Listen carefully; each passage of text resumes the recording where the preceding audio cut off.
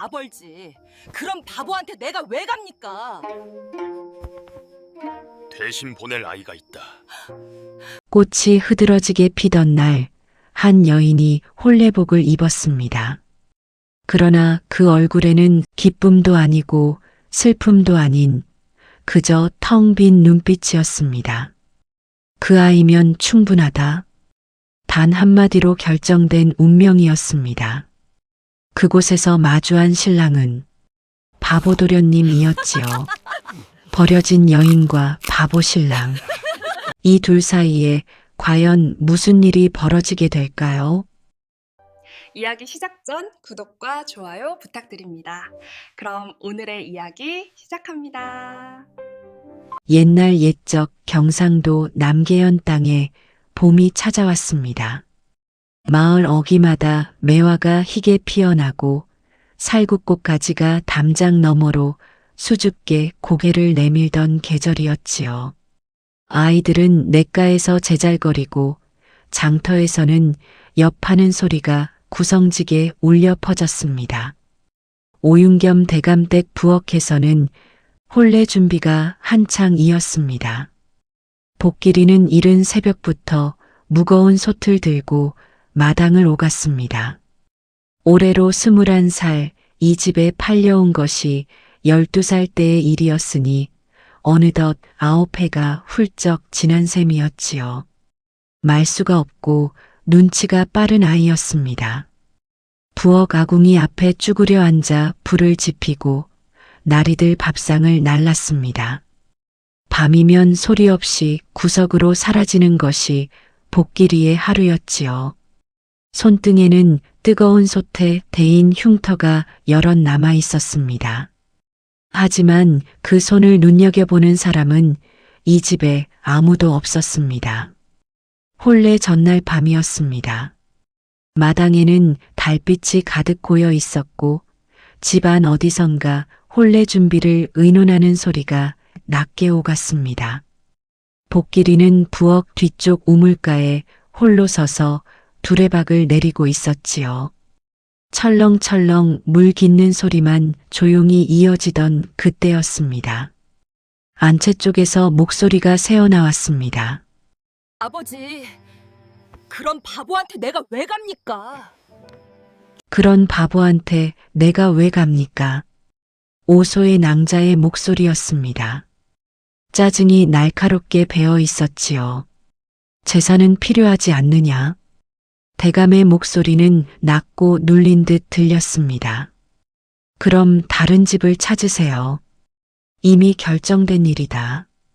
복길이의 손이 두레박줄 위에서 멈추었습니다. 물은 아직 반도 차지 않은 채였지요. 대신 보낼 아이가 있다. 그 한마디가 밤 공기를 타고 흘러왔습니다. 복길이의 두 눈이 아주 천천히 보일 듯 말 듯 흔들렸습니다. 달빛 아래 우물 위로 번진 물결처럼 그 흔들림은 잠깐이었다가 곧 잦아들었지요. 설마 그 계집입니까? 소위 낭자의 목소리에는 어딘가 가벼운 기색이 섞여 있었습니다. 그 아이면 충분하다. 복길이는 울지 않았습니다. 소리도 내지 않았습니다. 두레박줄을 살며시 내려놓고 물동이를 두 손으로 고쳐 잡았습니다. 손이 아주 미세하게 떨렸지만 물 한 방울도 밖으로 넘치지 않았지요. 그리고 조용히 뒤돌아서서 부엌 쪽으로 걸어갔습니다. 발소리조차 내지 않으며 이튿날 오후 복길이는 아무 설명도 듣지 못한 채 안채로 불려갔습니다. 눈 깜짝할 사이에 붉은 혼례복이 씌워지고 머리엔 비녀가 꽂혔습니다. 하얀 분이 얼굴에 발렸지요. 날이 저는 복길이가 작게 입을 열었습니다. 오윤겸 대감은 눈도 돌리지 않고 짧게 잘랐습니다. 내가 가는 것이 이 집안의 이롭다. 오소의 낭자는 복길이를 위아래로 훑어보더니 입꼬리를 살짝 올렸습니다. 어차피 바보 신랑한테는 내가 제격이다. 얼굴이야 어떻든 알아볼 사람도 없을 테니. 그러고는 돌아서며 혼잣말처럼 덧붙였습니다. 나는 그런데 낭비할 팔자가 아니지. 복길이는 거울 앞에 홀로 섰습니다. 붉은 옷을 걸친 자신의 모습이 보였지요. 그러나 거울 속 두 눈에는 아무런 빛이 없었습니다. 기쁨도 없고 분노도 없고 눈물만 흘러내렸습니다. 꽃은 저리도 환하게 피었는데 나는 왜 이리 아무것도 느껴지지 않는 것일까? 봄이 이렇게 고운 날 사람의 마음은 이렇게도 텅 빌 수 있구나. 가마에 오를 때 아무도 배웅하러 나오지 않았습니다. 문이 닫히는 묵직한 소리와 함께 봄빛이 천천히 차단되었지요. 꽃잎이 흩날리는 소리도 아이들 웃음소리도 가마문 너머로 점점 멀어졌습니다. 강무진 도련님 댁에 혼례 행렬이 닿았습니다. 봄빛이 눈부시게 쏟아지는 대문 앞 도련님이 나와 있었습니다. 헐칠한 체격의 잘생긴 용모였습니다. 두 손을 모으고 멍하니 서서 입가에 엷은 웃음을 띠고 있었지요. 무슨 영문인지 모르는 얼굴이었습니다. 복길이가 가마에서 내려 고개를 들었습니다. 대문 앞에 서 있는 무진 도련님이 눈에 들어왔지요. 도련님은 손가락으로 자신의 아랫입술을 툭툭 두드리며 허공을 바라보고 있었습니다. 혼례 행렬이 도착했는데도 아무런 반응이 없었지요. 하인 하나가 팔꿈치로 슬쩍 건드리자 그제야 고개를 돌렸습니다. 그리고 복길이를 보더니 이유도 없이 씩 웃었습니다. 입이 귀 밑까지 올라가는 아무 뜻도 담기지 않은 웃음이었지요. 옆에 선 하인들이 고개를 돌려 못 본 척했습니다. 복길이는 그 얼굴을 잠시 바라보았습니다. 아무 감정도 없는 눈으로. 혼례는 형식만 갖춘 자리였습니다. 마당 한켠에 상이 차려지고 집사만길 어른이 절차를 진행했지요. 하객이라 해봐야 하인 몇과 동네 구경꾼 서너시 전부였습니다. 축하한다는 말도 덕담도 변변히 오가지 않았지요. 그저 해야 하니까 하는 수만 번 고르면 끝날 것 같은 자리였습니다. 마당 한쪽에 최 씨 부인이 서 있었습니다. 비단 저고리를 단정히 여미고 팔짱을 낀 채 혼례상을 내려다보고 있었지요. 축하하는 표정이 아니었습니다. 장부를 훑어보듯 차갑고 계산적인 눈빛이었습니다. 복길이 쪽으로 시선이 한번 스쳐 지나갔지요. 위아래를 훑는 그 눈길은 단 한 가지만 말하고 있었습니다. 이 집에 들어온 것을 기뻐하지 말라고. 복길이는 고개를 숙인 채 절차대로 움직였습니다. 문제는 무진 도련님이었지요. 맞절을 하려고 무진 도련님이 자리에 앉는가 싶더니 눈앞에 차려진 혼례 음식상으로 손이 먼저 갔습니다. 대추를 하나 집어 입에 넣고 우물우물 씹더니 만족스러운 듯 또 하나를 집으려 했지요. 만길 어른이 낮게 헛기침을 하며 도련님의 소매를 슬쩍 잡아당겼습니다. 무진 도련님은 고개를 갸웃하더니 이번에는 밤을 집어들었습니다. 도련님, 만길 어른의 목소리가 한음 낮아졌습니다. 무진 도련님은 입안에 밤을 넣은 채 고개를 돌려 복길이를 바라보았습니다. 그러고는 씩 웃었지요. 볼이 밤으로 불룩하게 부푼 채였습니다. 구경하던 하인 하나가 고개를 돌려 웃음을 참았습니다. 복길이는 고개를 숙인 채 앞만 보았습니다. 눈 하나 깜짝하지 않았지요. 절을 해야 하는 순서가 되었습니다. 무진 도련님이 몸을 숙이다가 중심을 잃고 앞으로 쏠렸습니다. 손으로 바닥을 짚으며 겨우 버텼지요. 만길 어른이 등 뒤에서 조용히 받쳐주었습니다. 도련님은 아무 일 없었다는 듯 다시 일어나 또 웃었습니다. 히히. 혼례는 그렇게 끝났습니다.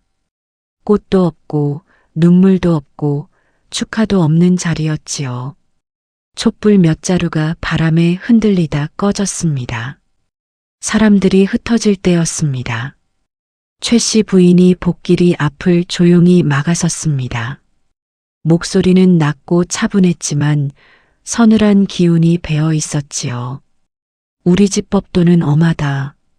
도련님 곁에 있는 것이 내 자리이지 이 집 안주인 행세를 하는 것이 내 자리가 아니다.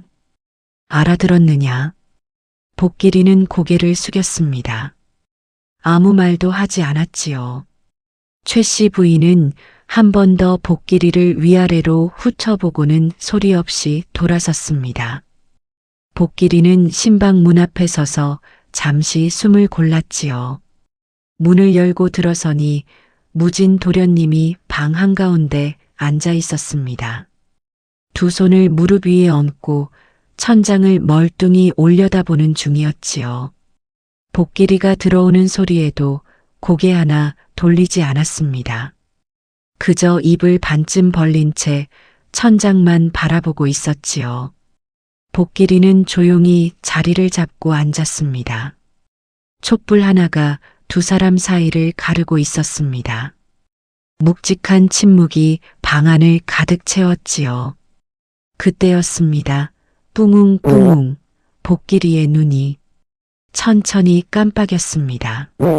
무진 도련님은 아무 일도 없었다는 듯 여전히 천장을 바라보다가 이윽고 혼자서 픽 웃었습니다. 히히. 복길이는 아무 말도 하지 않았습니다. 그저 무릎 위에 얹은 손을 살며시 내려다볼 뿐이었지요. 긴장이라는 것이 무너진다면 아마 이런 식일 것이었습니다. 무너진다기보다 그냥 처음부터 쌓이지 않은 것 같은 느낌이었지요. 그날 밤 무진 도련님은 복길이 곁에 눕더니 눈 깜짝할 사이에 잠이 들었습니다.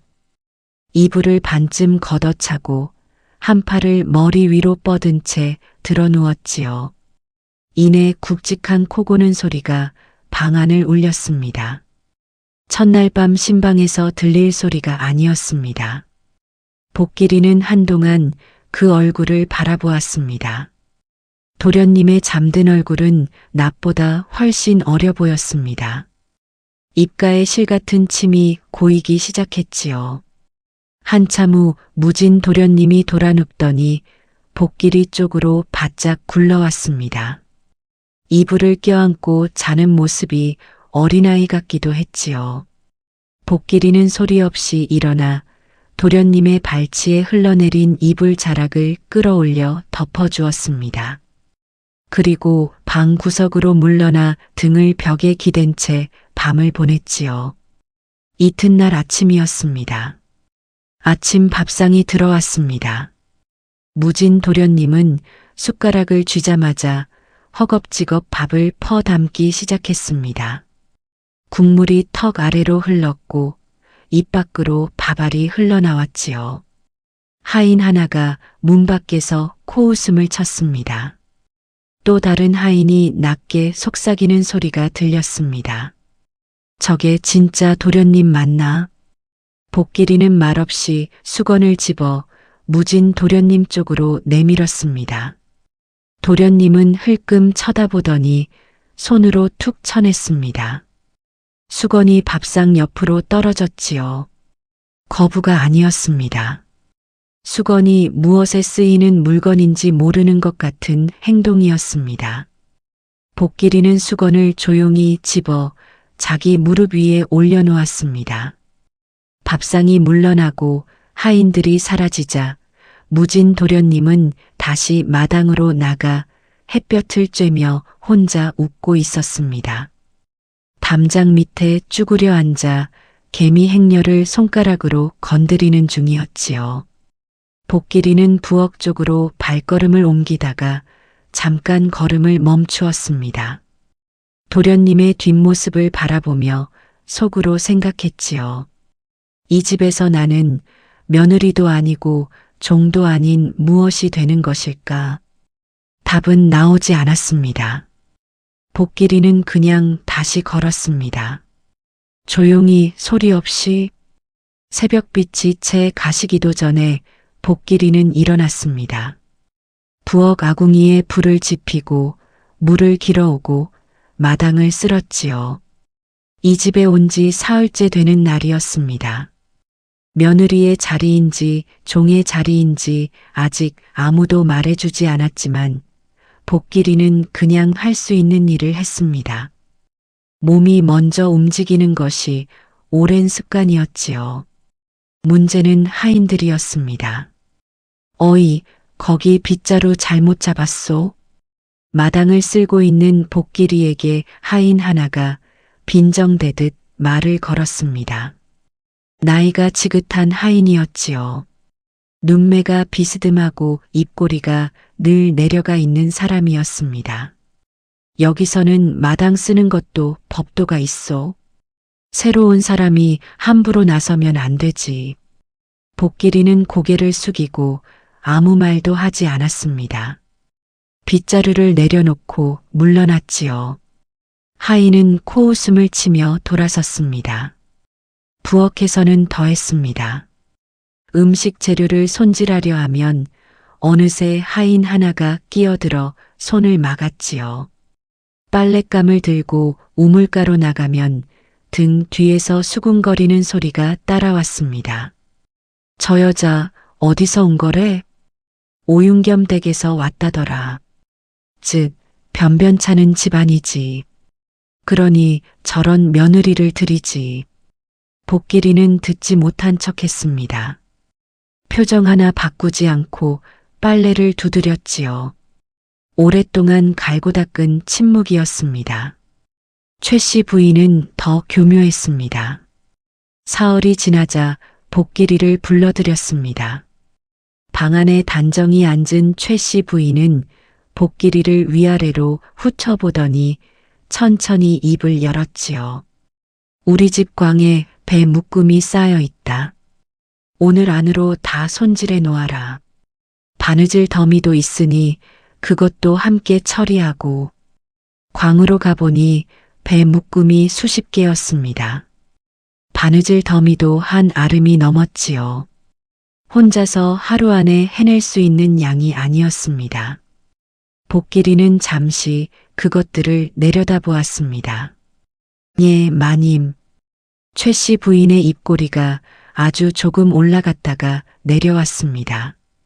그 표정이 무엇을 뜻하는지 복길이는 모르는 척했지요.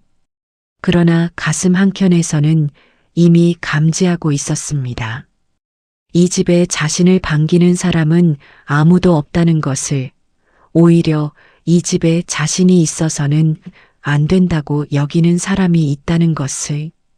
복길이는 그날 해가 지고 나서도 한참을 앉아 배를 손질했습니다. 등잔 하나의 의지에 손을 놀렸지요. 손끝이 거칠어지고 눈이 뻑뻑해졌습니다. 그래도 멈추지 않았습니다. 멈추면 빌미가 생긴다는 것을 복길이는 이미 알고 있었지요. 오윤겸 대감댁에서 9회를 살며 몸으로 익힌 것이었습니다. 한밤중이었습니다. 복길이가 등잔 심지를 돋우고 있을 때 마당 쪽에서 인기척이 들렸습니다. 조용히 문을 열어 내다보니 무진 도련님이 마당 한가운데 서 있었습니다. 달빛 아래 맨발로 서서 하늘을 올려다보고 있었지요. 추운 밤이었습니다. 저고리도 제대로 걸치지 않은 채였습니다. 복길이는 방으로 들어가 얇은 겉옷을 집어들고 마당으로 나왔습니다. 소리 없이 다가가 도련님의 어깨 위에 겉옷을 살며시 걸쳐 주었지요. 무진 도련님이 고개를 돌렸습니다. 그 눈이 복길이를 바라보았습니다. 늘 보던 멍한 눈빛이었습니다. 그런데 그 안에 무언가가 스치는 것이 느껴졌지요. 아주 짧은 순간이었습니다. 깜빡하면 놓칠 만한 찰나였지요. 그러나 복길이는 놓치지 않았습니다. 도련님은 곧 다시 하늘을 올려다보며 픽 웃었습니다. 히히. 그때 안채 쪽 창문에 그림자 하나가 어렸습니다.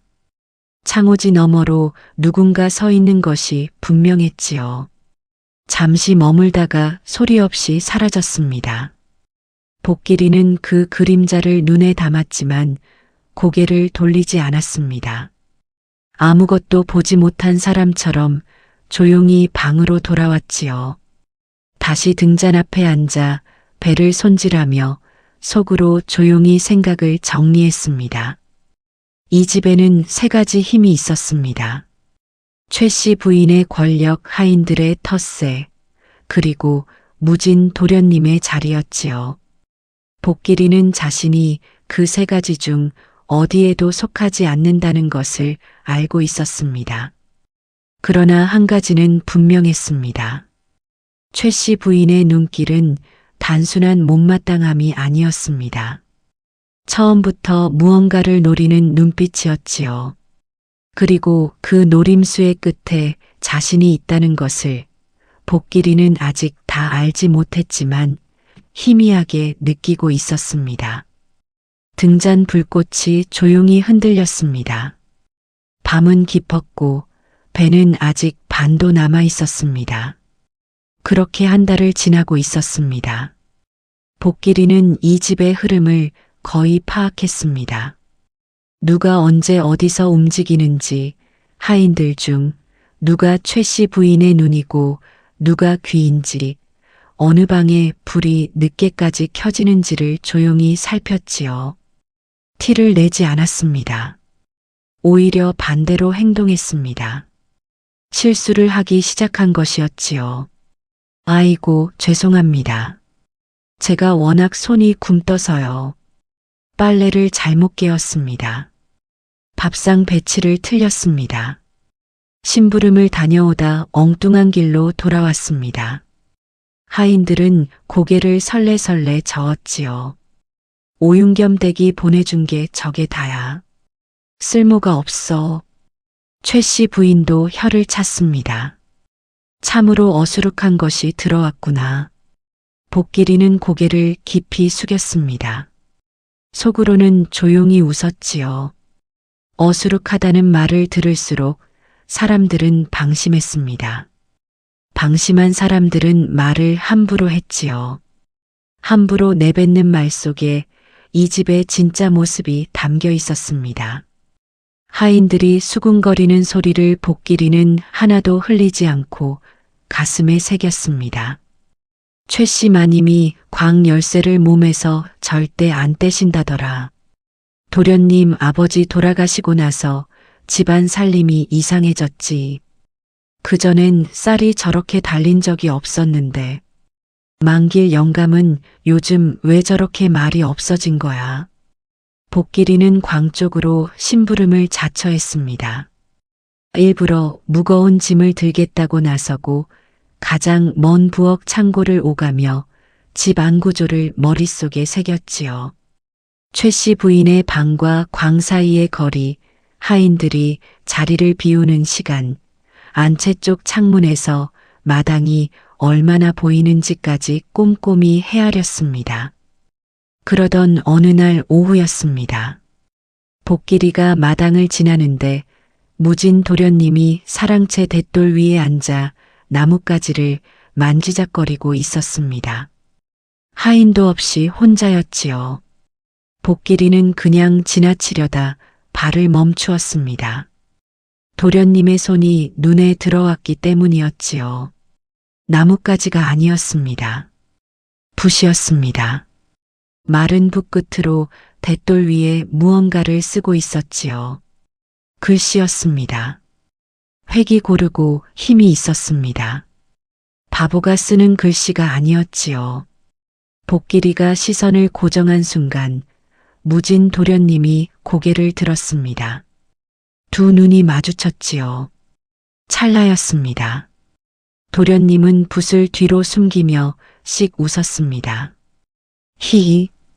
복길이는 못 본 척 고개를 숙이고 지나쳤습니다.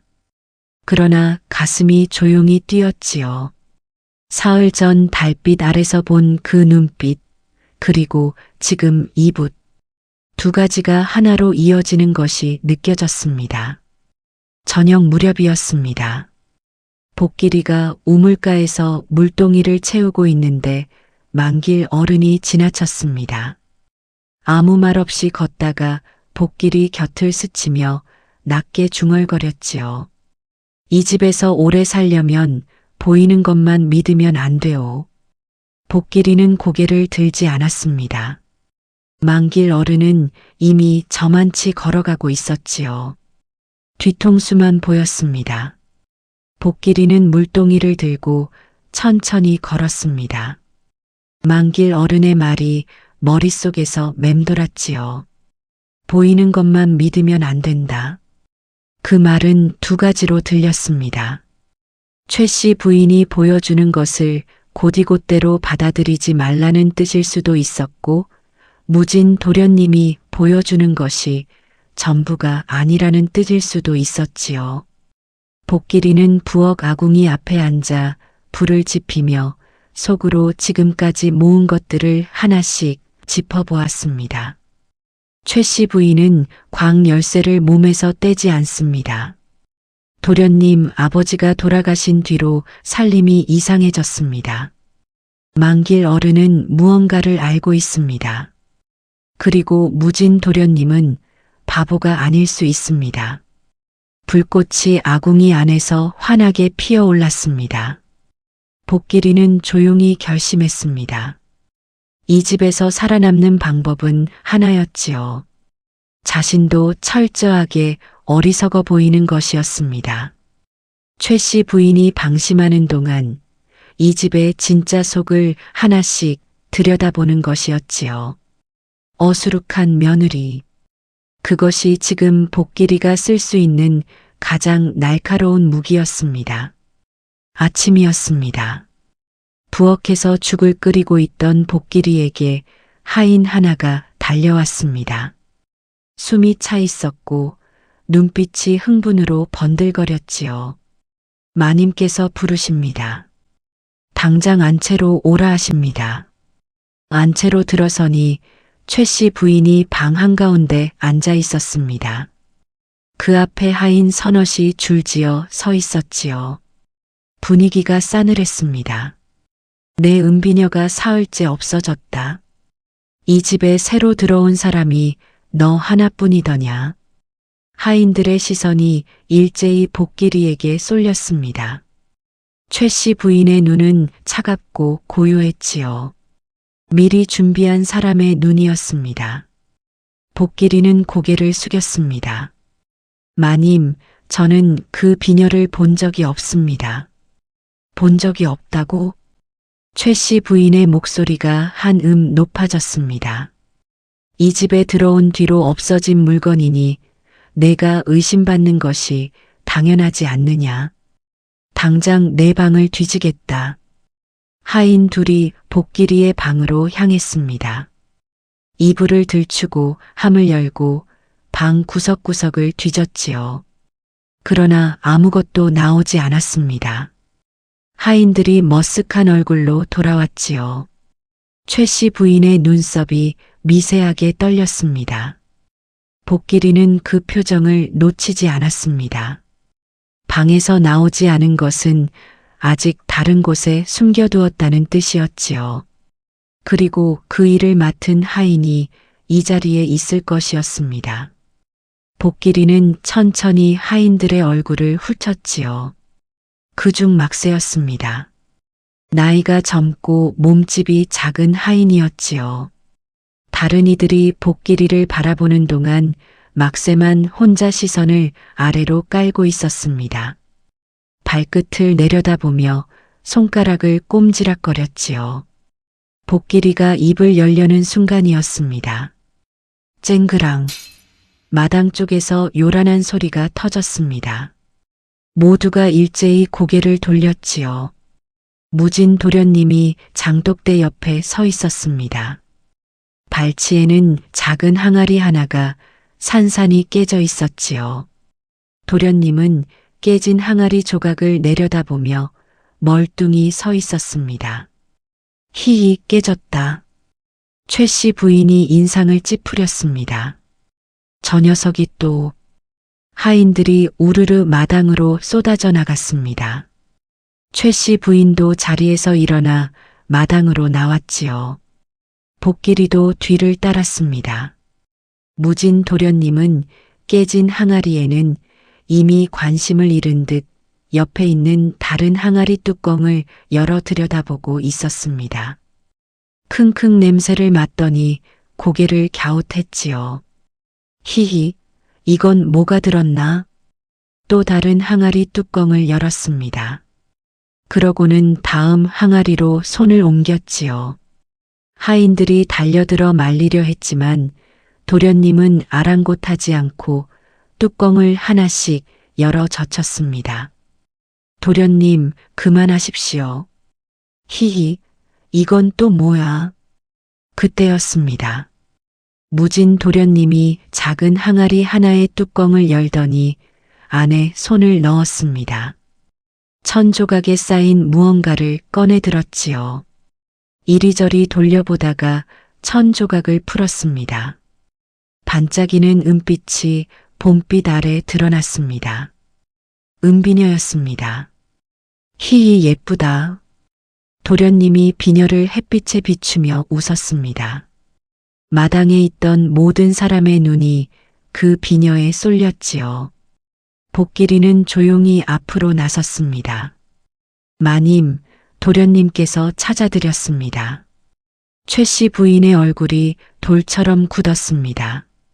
시선이 막쇠에게 향했지요. 막쇠의 얼굴이 하얗게 질렸습니다. 다리가 떨리는 것이 멀리서도 보였지요. 마당이 조용해졌습니다. 복길이는 무진 도련님에게 다가가 두 손을 내밀었습니다. 도련님, 제가 가져다 드리겠습니다. 무진 도련님은 비녀를 복길이 손에 올려놓으며 씩 웃었습니다. 히히. 복길이는 비녀를 두 손으로 받쳐 최 씨 부인 앞에 내밀었습니다. 마님, 찾았습니다. 그것뿐이었습니다. 따지지도 몰아붙이지도 않았지요. 다만 그 한마디 안에 모든 것이 담겨 있었습니다. 최 씨 부인은 비녀를 받아들고 말없이 자리를 거두었습니다. 치맛자락이 마당을 스치며 사라졌지요. 만길 어른만이 그 자리에 잠시 머물렀습니다. 무진 도련님을 바라보는 만길 어른의 입꼬리가 아주 살짝 올라갔다가 내려왔지요. 복길이는 돌아오며 속으로 조용히 되새겼습니다. 항아리를 깨뜨린 것은 우연이 아니었지요. 장독대로 어슬렁거려 간 것도 우연이 아니었습니다. 도련님은 처음부터 어디에 비녀가 있는지 알고 있었던 것이었지요. 바보가 아니었습니다. 처음부터, 그리고 자신을 지켜보고 있었습니다. 처음부터. 이제 이 집에는 두 사람이 생겼습니다. 어리석은 척하는 사람 둘이 같은 편이 되어가고 있었습니다. 그날 밤이었습니다. 복길이는 잠을 이루지 못했습니다. 등잔불도 켜지 않고 어둠 속에 앉아 낮에 있었던 일을 되짚었지요. 무진 도련님이 항아리를 깨뜨린 것, 비녀를 꺼내 든 것, 그리고 복길이 손에 올려놓던 그 큰 손. 어느 것 하나 우연으로 보이지 않았습니다. 자정이 지날 무렵이었습니다. 마당 건너 사랑채에 불빛이 새어나왔습니다. 복길이는 가만히 일어나 문을 열었지요. 바람 한 점 없는 밤이었습니다. 사랑채 창호지 너머로 사람의 그림자가 반듯하게 앉아 있었지요. 고개를 숙이고 무언가를 들여다보는 자세였습니다. 복길이는 소리 없이 마당을 가로질렀습니다. 사랑채 문이 손가락 하나 너비로 열려 있었지요. 복길이는 그 틈으로 안을 들여다보았습니다. 무진 도련님이었습니다. 바닥에 펼쳐진 것은 여러 장의 종이였습니다. 빽빽하게 숫자와 글씨가 적혀 있었지요. 도련님은 붓을 들고 그 위에 무언가를 적어 내려가고 있었습니다. 획이 거침없고 빠른 필체였지요. 낮에 마당에서 보던 그 바보의 손이 아니었습니다. 촛불 아래 드러난 눈빛은 차갑고 명료했습니다. 복길이가 숨을 참은 순간 무진 도련님이 고개를 들었습니다. 두 눈이 마주쳤지요. 도련님은 놀라지 않았습니다. 붓을 내려놓고 잠시 복길이를 바라보다가 조용히 입을 열었습니다. 들어오시오. 복길이는 천천히 문을 열고 들어섰습니다. 도련님은 종이들을 한쪽으로 밀어놓고 복길이와 마주 앉았지요. 촛불 하나가 두 사람 사이에서 조용히 타고 있었습니다. 무진 도련님이 먼저 입을 열었습니다. 언제부터 알았소? 사랑채 돛돌에서 붓을 드시던 날부터였습니다. 잠시 침묵이 흘렀습니다. 도련님은 촛불을 바라보다가 천천히 말을 이었지요. 내가 13살 되던 해 아버지께서 갑자기 돌아가셨습니다. 그런데 그 죽음이 이상했지요. 건강하시던 분이 사흘 만에 가셨습니다. 약재를 잘못 쓴 것인지 음식에 무언가가 들어간 것인지 끝내 밝히지 못했지요.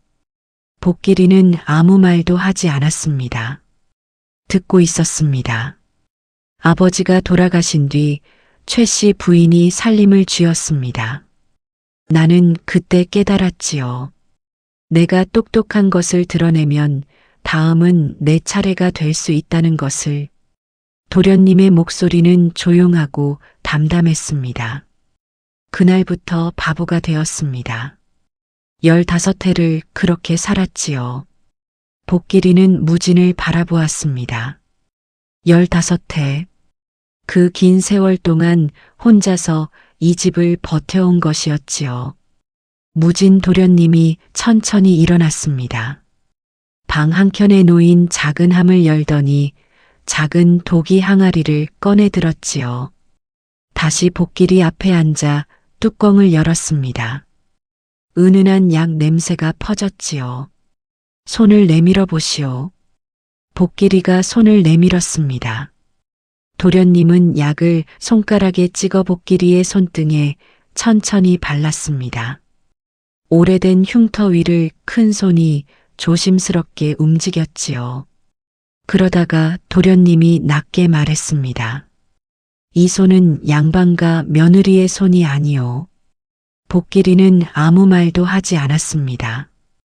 혼례 첫날부터 알고 있었소. 오윤겸 댁과 최 씨 부인 사이에 거래가 있었던 것도. 복길이의 손이 미세하게 굳었습니다. 숨기지 않아도 돼오. 나는 따지려는 것이 아니오. 도련님의 목소리가 한결 부드러워졌습니다. 복길이는 천천히 입을 열었지요. 저는 오윤겸 대감댁 여종이었습니다. 낭자 대신 이 자리에 보내진 것이지요. 배웅 하나 없이 가마에 실렸습니다. 방안이 조용해졌습니다. 도련님은 대답하지 않았습니다. 다만 복길이의 손등 위에서 움직이던 손이 더 천천히, 더 조심스럽게 움직이기 시작했지요. 흉터 하나하나를 손가락 끝으로 짚어가듯이 복길이는 그 손을 내려다보았습니다. 말 한마디 없이도 무언가가 전해지는 것 같았지요. 안타깝다는 것도 아니고 가엾다는 것도 아닌 그저 이 손이 겪어온 것들을 알고 있다는 듯한 온기였습니다. 복길이의 가슴 어딘가에서 오랫동안 닫혀있던 것이 아주 조금 열리는 것이 느껴졌습니다. 아버지 살아계실 때 배운 것이요. 거친 손에 듣는 약이라 하셨지요. 도련님이 낮게 말했습니다. 촛불이 흔들리며 도련님의 얼굴 위로 따뜻한 빛을 던졌지요. 낮에 그 멍한 얼굴이 아니었습니다. 복길이는 처음으로 이 사람의 진짜 얼굴을 보고 있다는 것을 느꼈지요. 부인, 이 집에서 나가시오. 무진 도련님이 말했습니다. 목소리가 낮고 진지했지요. 최 씨 부인은 비녀 하나로 끝낼 사람이 아니오. 더 큰 것을 준비하고 있을 것이오. 부인은 아무 죄가 없는 사람이니 여기 있을 이유가 없소. 복길이는 천천히 고개를 들었습니다. 나리, 말하시오. 저도 15해를 살았습니다. 12살부터 오늘까지 버려지고 치이고 모함을 받으며 살았지요. 그러나 한 번도 먼저 도망친 적이 없습니다. 복길이의 목소리는 조용했지만 흔들리지 않았습니다. 도련님이 복길이를 바라보았지요. 그 눈빛이 한참 머물렀습니다. 남겠습니다. 나리 혼자 이 집을 지키게 두지 않겠습니다. 무진 도련님은 한동안 말이 없었습니다. 그러다가 복길이의 손 위에 얹혀 있던 자신의 손을 거두지 않은 채 천천히 입을 열었지요. 그렇다면 함께 지킵시다. 끝까지. 복길이는 고개를 끄덕였습니다. 도련님의 손이 그제야 조용히 물러났지요. 그러나 약 기운보다 더 따뜻한 무언가가 손등 위에 한동안 남아 있었습니다. 촛불이 조용히 타올랐습니다. 두 사람의 그림자가 나란히 벽에 어렸지요. 같은 처지의 두 사람이 같은 방향을 바라보기 시작한 밤이었습니다. 겉으로 보기에 강시댁은 아무것도 달라진 것이 없었습니다. 무진 도련님은 여전히 마당에서 개미를 건드리고 담장 아래 쪼그려 앉아 혼자 킬킬거렸지요. 복길이는 여전히 실수를 하고 엉뚱한 방향으로 심부름을 돌아왔습니다. 최 씨 부인은 그 모습을 보며 혀를 찾고 하인들은 수군거렸지요. 그러나 밤이 되면 달랐습니다. 복길이가 하루 동안 모은 것들을 사랑채 문 아래로 접어넣으면 이튿날 아침 도련님이 장독대 옆을 지나며 짧게 중얼거렸습니다. 너무 낮아 옆에 서야만 들릴 소리로 잘 봤소. 계속하시오. 말이 전부였습니다. 그러나 그 한마디가 복길이에게는 충분했지요. 복길이는 낮 동안 더욱 부지런히 움직였습니다. 일부러 무거운 짐을 자처하고 광 근처를 오가며 하인들 사이에서 오가는 말들을 하나도 흘리지 않았지요. 어수룩한 며느리를 연기하는 것이 이제는 몸에 익었습니다. 실수를 하면서도 눈은 살아 있었지요. 그렇게 모은 것들이 하나씩 윤곽을 드러내기 시작했습니다. 최 씨 부인은 사흘에 한 번 광 열쇠를 직접 들고 들어갔습니다. 그때마다 나오는 시간이 일정하지 않았지요. 짧게는 잠깐, 길게는 1시경이 넘기도 했습니다. 광 안에 무언가 따로 보관하는 것이 있다는 뜻이었지요. 그리고 그날은 반드시 저녁 밥상 이후 막쇠를 불러들였습니다. 둘이 나누는 말소리는 들리지 않았지만 막쇠가 나올 때마다 소매 안쪽을 만지는 버릇이 있었지요. 복길이는 그것을 종이에 적어 사랑채 문 아래로 밀어 넣었습니다. 열흘이 지났습니다. 어느 밤 사랑채 문이 안에서 조용히 열렸습니다. 무진 도련님이 문 앞에 서 있었지요. 들어오시오. 복길이가 들어서자 도련님은 바닥에 펼쳐진 종이들을 가리켰습니다. 이것을 보시오. 2장의 종이였습니다.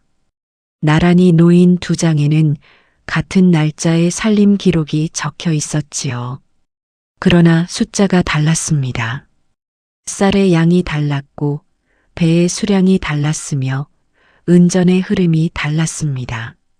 하나는 최 씨 부인이 관아에 올린 것이고 하나는 아버지 살아계실 때 만길 어른이 따로 적어두신 것이요.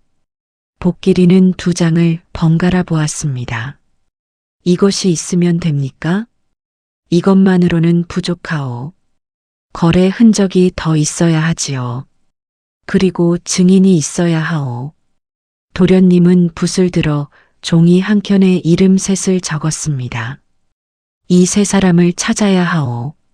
아버지 살아계실 때 이 집과 거래하던 장사치들이요. 최 씨 부인이 바꿔치기한 기록을 직접 아는 사람들이지요. 그때 바깥에서 발소리가 들렸습니다. 2 사람이 동시에 입을 다물었지요. 발소리는 마당을 한 바퀴 돌다가 멀어졌습니다. 야경을 도는 하인이었지요. 도련님이 촛불을 낮추었습니다. 방안이 어두워지자 2 사람 사이의 거리가 더 가깝게 느껴졌지요. 잠시 후 발소리가 완전히 사라졌습니다. 복길이가 일어서려는데 도련님이 조용히 말했습니다. 잠깐. 도련님이 옆에 개어놓은 겉옷을 들어 복길이의 어깨 위에 살며시 얹었습니다. 봄이라 해도 밤 기운이 아직 차가운 때였지요. 밤길이 차오. 복길이는 겉옷 자락을 손으로 여미며 잠시 말을 잃었습니다. 도련님은 돌아앉아 다시 붓을 들었지요. 보내는 것도 잡는 것도 아닌 자세였습니다. 복길이가 낮게 입을 열었습니다. 나리, 말하시오. 끝까지 함께하겠습니다. 도련님의 붓이 잠깐 멈추었습니다. 그러다가 다시 움직이기 시작했지요. 그러나 입꼬리가 아주 조금 올라가 있었습니다. 복길이는 그것을 보았지만 모른 척하고 문을 나섰지요. 밤마당을 건너는 복길이의 어깨 위에 겉옷이 걸쳐 있었습니다. 봄 달빛이 그 위로 조용히 쏟아졌지요. 이튿날 아침이었습니다. 만길 어른이 복길이 곁을 지나치며 낮게 말했습니다. 장터에 심부름 갈 일이 있거든 나한테 말하시오. 그것뿐이었습니다. 만길 어른은 이미 저만치 걸어가고 있었지요. 복길이는 걸음을 멈추지 않았습니다. 그러나 가슴속에서 무언가가 단단하게 맞물리는 소리가 들렸지요. 만길 어른도 같은 편이었습니다. 처음부터 이제 3 사람이었습니다. 봄이 깊어지고 있었습니다. 마당에 살구꽃이 지고 푸른 잎이 돋아나기 시작하던 무렵이었지요. 겉으로는 조용한 날들이었습니다. 무진 도련님은 여전히 마당에서 킬킬거렸고 복길이는 여전히 실수를 거듭하는 어수룩한 며느리였지요. 최 씨 부인은 그 모습을 보며 방심한 듯 보였습니다. 그러나 복길이는 알고 있었습니다. 고요한 물 아래 무언가가 움직이고 있다는 것을. 그것이 수면 위로 드러난 것은 어느 날 아침이었습니다. 관아에서 사람이 왔습니다. 포졸 2를 앞세운 아전이었지요. 마당에 들어선 아전은 최 씨 부인과 짧게 인사를 나누더니 사랑채 쪽으로 눈길을 던졌습니다. 강무진 도련님을 뵙고자 합니다.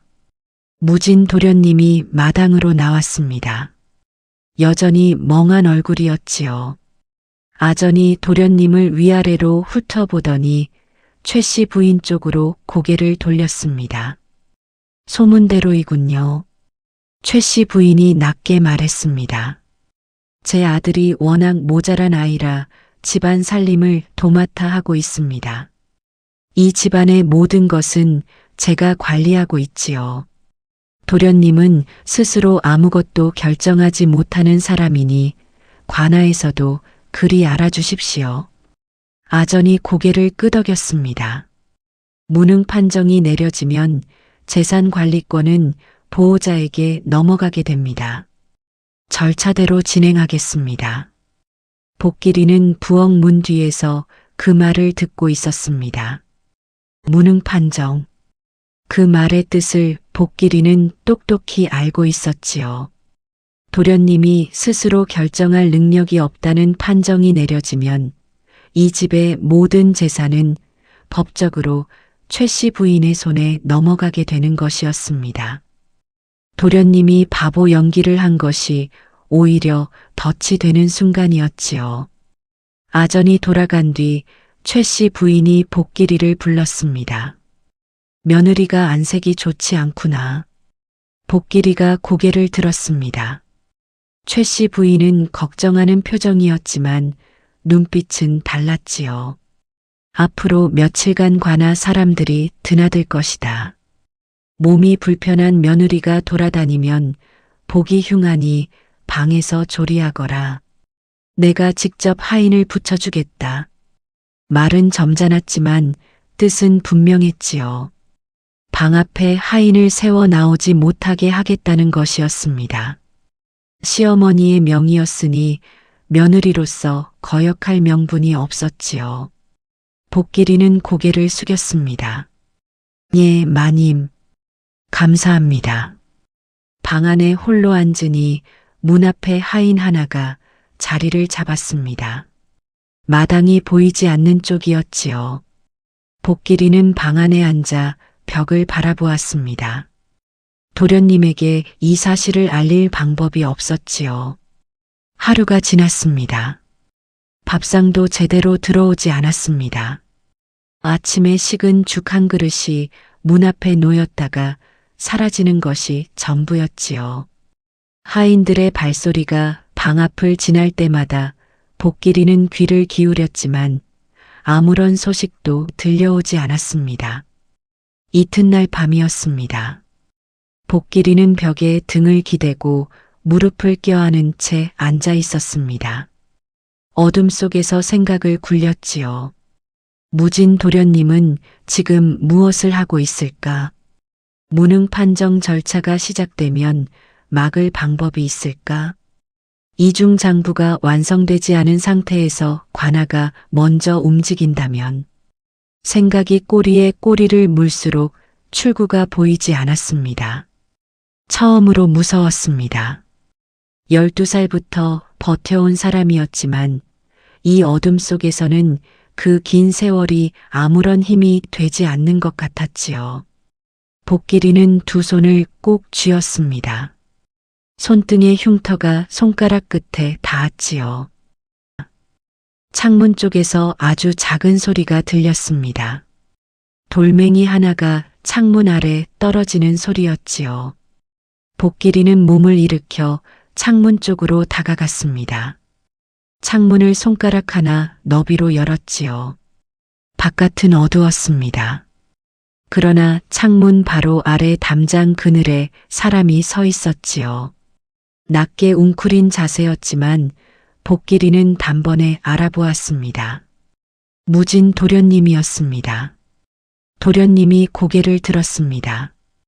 달빛 아래 드러난 얼굴은 낮의 바보 얼굴이 아니었지요. 눈빛이 또렷하고 가라앉아 있었습니다. 도련님이 입모양으로만 말했습니다. 괜찮소? 복길이는 고개를 끄덕였습니다. 도련님이 창문 아래로 접힌 종이 하나를 밀어 넣었습니다. 복길이가 집어 펼쳤지요. 글자가 촘촘히 적혀 있었습니다. 어려운 한자는 알아보기 힘들었지만 짧고 굵은 글자들은 읽을 수 있었습니다. 오윤겸 대감댁에서 소희 아가씨 곁에서 곁눈으로 익힌 글자들이었지요.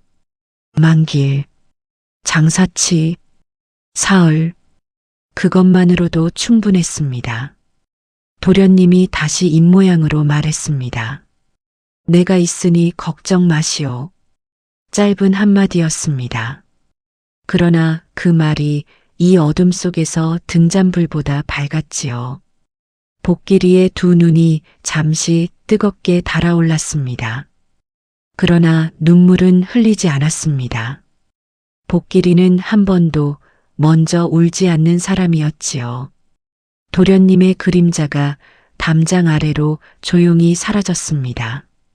복길이는 창문을 닫고 어둠 속에 다시 앉았습니다. 손 안의 종이를 가슴에 품었지요. 사흘이었습니다. 사흘만 버티면 되었습니다. 복길이는 눈을 감았습니다. 처음으로 이 밤이 조금 덜 어두운 것 같았지요. 사흘째 되는 날 새벽이었습니다. 복길이가 방 안에 앉아 있는데 문 아래로 작은 종이가 스르르 들어왔습니다. 펼쳐보니 짧은 글자들이 적혀 있었지요. 소희 낭자 곁에서 곁눈으로 익힌 글자들을 더듬어 읽었습니다. 오늘 움직인다. 기다리시오. 복길이는 종이를 손 안에 꼭 쥐었습니다.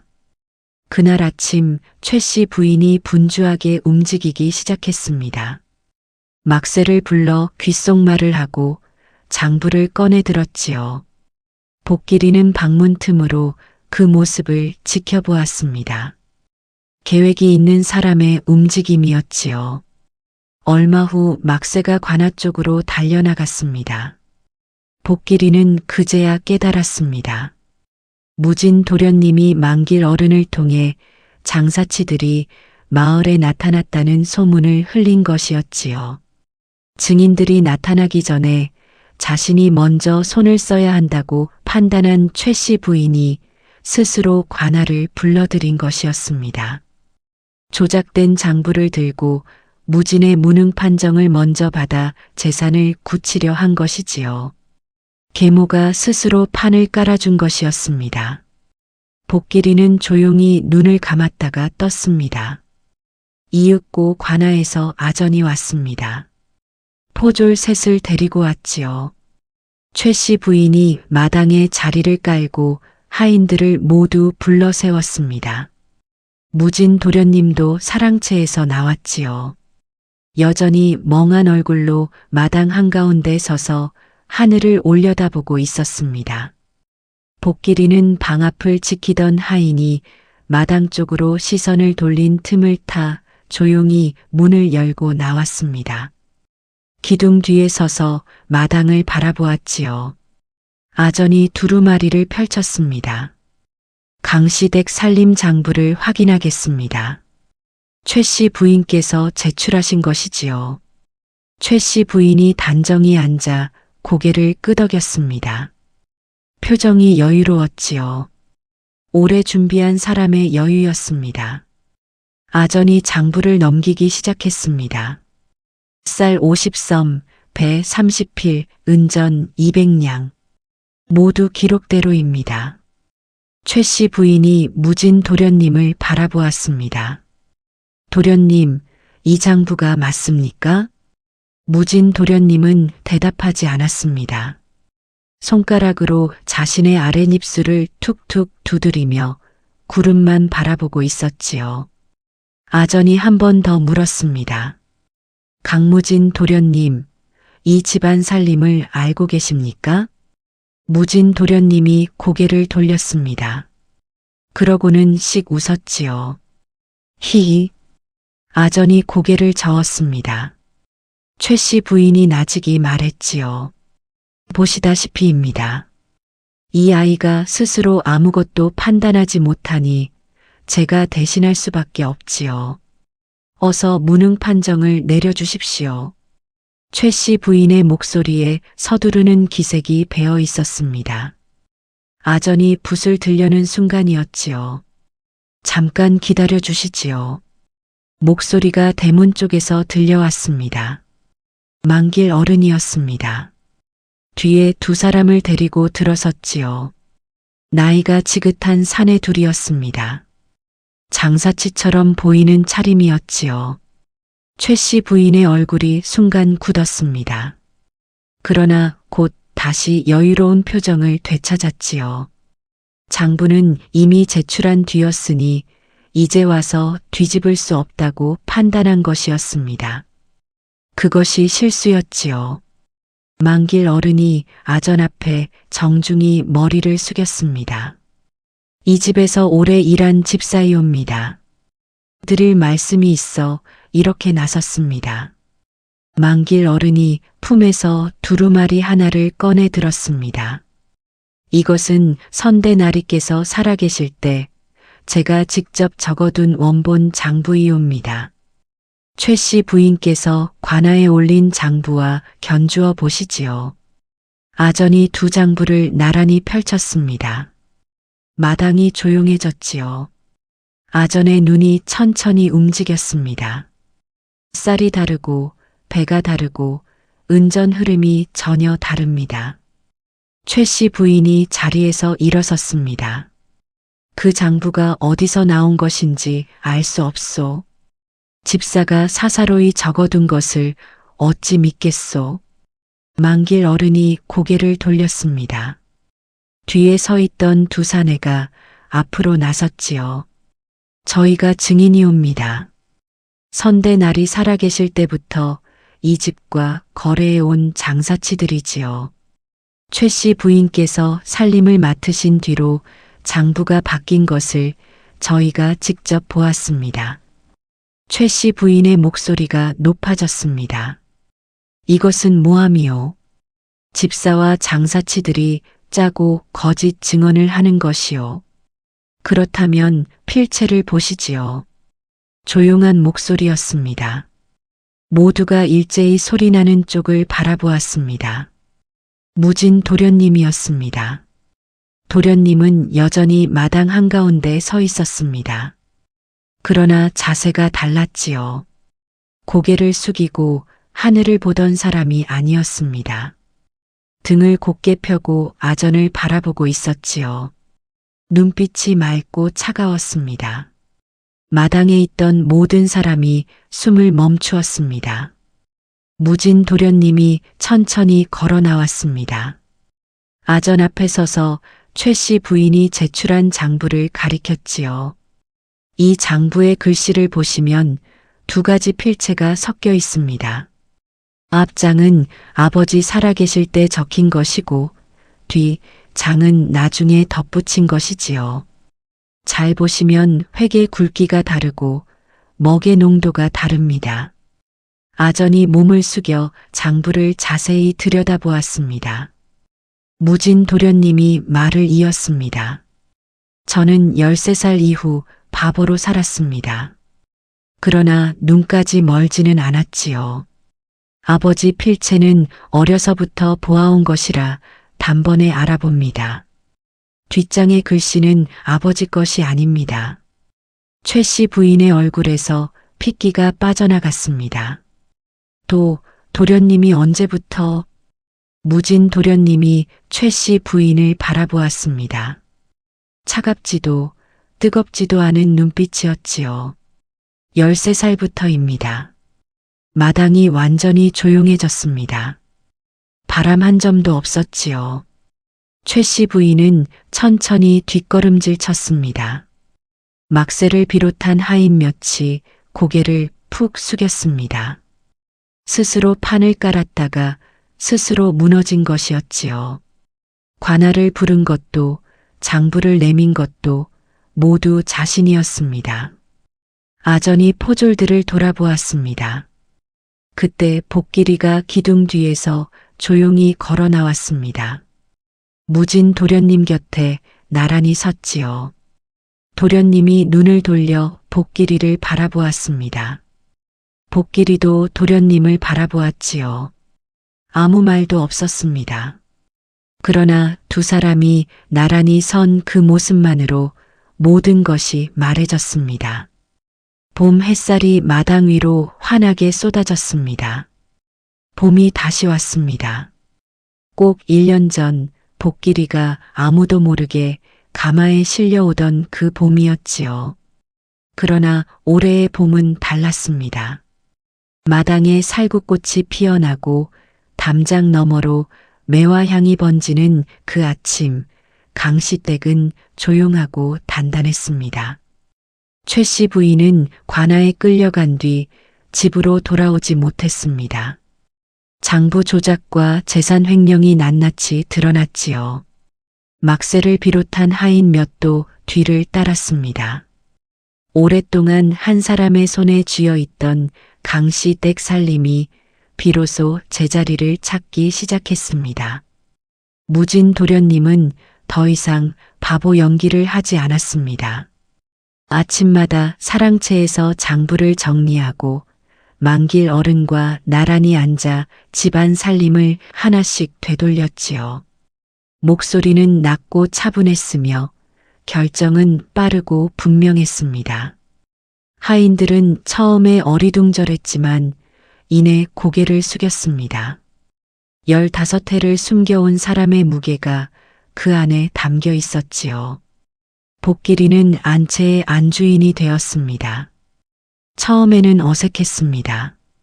평생 고개를 숙이고 살아온 몸이었으니 하인들이 자신을 향해 고개를 숙이는 것이 낯설었지요. 그러나 복길이는 흔들리지 않았습니다. 조용하고 단정하게 그러나 분명하게 자리를 지켰지요. 눈빛이 달랐습니다. 봄이 한창 무르익던 어느 날이었습니다.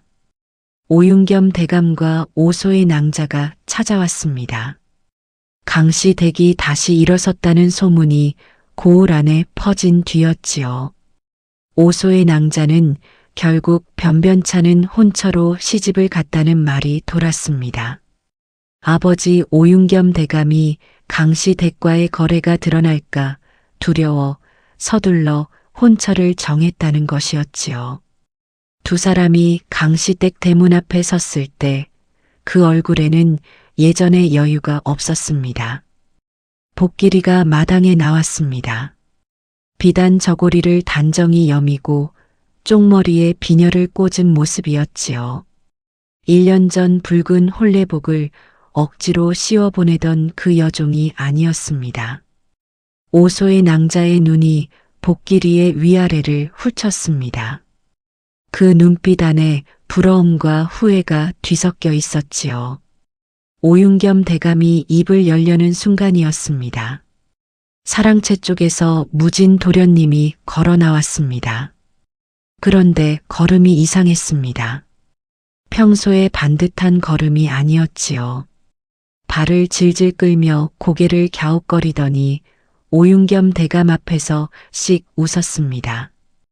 히히, 손님이 왔네. 만길 어른이 뒤에서 급히 헛기침을 했습니다. 복길이는 고개를 살짝 숙여 웃음을 감추었지요. 오윤겸 대감의 얼굴이 굳었습니다. 무슨 말을 해야 할지 모르는 얼굴이었지요. 손님들이 돌아간 뒤 마당에 두 사람만 남았습니다. 무진 도련님이 복길이를 돌아보며 조용히 물었습니다. 부인, 나 잘했소? 복길이가 도련님을 바라보았습니다.